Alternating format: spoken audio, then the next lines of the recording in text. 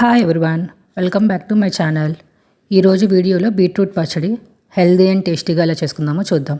ఇక్కడ ఒక బాండీలో ఒక 2 స్పూన్ల నూనె వేసుకొని బీట్రూట్ ముక్కలు వేసి కొంచెం ఉప్పు వేసుకొని ఒకసారి అలా కలుపుకొని అది కలుపుకున్న తర్వాత దాంట్లో ఒక 4 మిరపకాయలు, నేను ఇక్కడ ఒక 3 పచ్చిమిర్చి, ఒక ఎండుమిర్చి తీసుకున్నాను. అది వేసి బాగా కలిపేసుకొని బీట్రూట్ మగ్గిన తర్వాత దాంట్లోకి మీకు బీట్రూట్ మగ్గిందో లేదో తెలియాలి అంటే ఒకసారి ముక్క తుంచి చూడండి, తెలుస్తుంది. అది మగ్గిన తర్వాత దాంట్లో చింతపండు వేసి ఒకసారి కలుపుకొని స్టవ్ ఆపేసుకొని చల్లార్చుకోండి.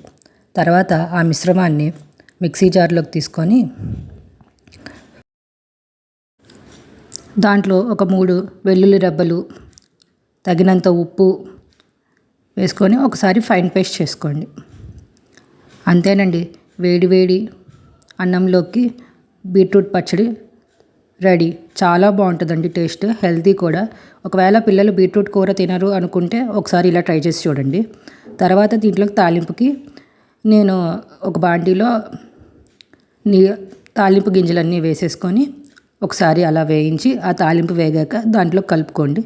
ఈ తాలింపు వేయటం వల్ల ఆ పచ్చడిలో మనకి తింటున్నప్పుడు ఆ పప్పులు తగులుతూ టేస్ట్ కూడా బాగుంటుంది. ఈ వీడియో కనుక మీకు నచ్చినట్టయితే please like, share and subscribe. Thanks for watching.